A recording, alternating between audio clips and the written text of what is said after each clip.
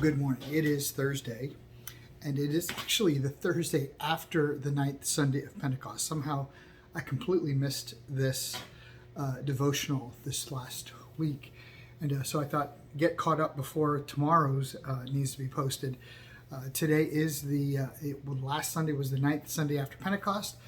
We are in year B of the lectionary cycle. And today we find ourselves in John's Gospel, John chapter 6. 1 through 21, and interestingly enough, we almost looked at. I believe we just looked at this, at least the events that surrounded this in the Gospel of Mark, but today we're in John chapter 6. After this, Jesus crossed over to the far side of the Sea Galilee, also known as the Sea of Tiberias. A huge crowd kept following him because wherever he went, because they saw his miraculous signs as he healed the sick. So Jesus is being surrounded by this large crowd.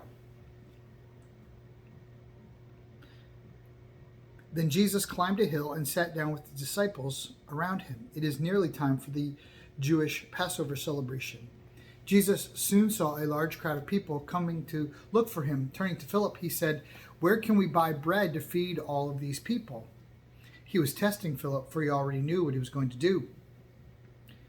Philip replied, "Even if we worked for months, we wouldn't have enough money to feed them."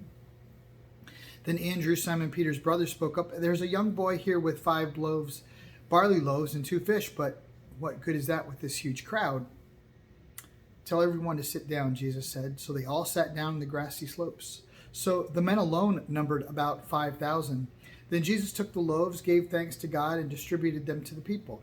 Afterward, he did as much the same with the fish, and they all ate as much as they wanted. After everyone was full, Jesus told his disciples, "Now gather the leftovers so that nothing is wasted." So they picked up the pieces and filled the 12 baskets with scraps left by the people who had eaten from the 5 barley loaves. When the people saw him do this miraculous sign, they exclaimed, "Surely this is the prophet whom we've been expecting." When Jesus saw they were ready to force him to be their king, he slipped away into the hills by himself. So here we are. This is John. John brings this whole idea of that to a different level. He talks about how the disciples were like, "Hey, where are we going to get this food?" All this good stuff. And Jesus says, tell them all to sit down, find some food, sit them down, and this great miraculous thing happens. And Jesus feeds the 5,000. And there was enough left over for the disciples. Kind of cool. And so I almost feel like the disciples waited till everybody had eaten, and then they did. So this is the first part. So these crowds are just following him, and we see this in John. There's this constant progression of people following Jesus, and the crowds keep getting larger and larger and larger and larger. So we continue. That evening, Jesus' disciples went down to the shore to wait for him, but as darkness fell and Jesus still hadn't come back, they got into the boat and headed across the lake toward Capernaum. Soon a gale swept down upon them, and the sea grew rough. And they had rowed 3 or 4 miles when suddenly they saw Jesus walking on the water toward the boat. They were terrified, but he called out to them, "Don't be afraid, I am here." Then they were eager to let him in the boat, and immediately they arrived at their destination. 2 miracles. 2 miracles happen here in John's Gospel. The feeding of the 5,000, and you have the Jesus walking on the water. And some years ago, I did a study on John, and one of the themes in John is belief versus unbelief.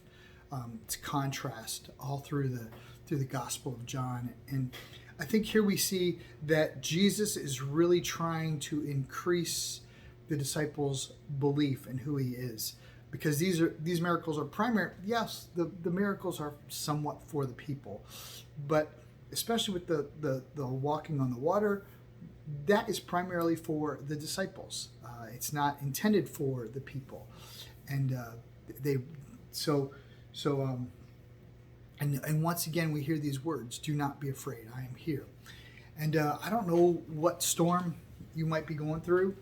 I don't know. You might be wondering where the next meal is coming from. You might be in the midst of a storm, and we were talking with some good friends this past week, the other night, and COVID has, and the subsequent things that have happened have created quite a storm in people's lives. Like even the last day or two, I kind of went into a little spiral of a bit of despair about the storm,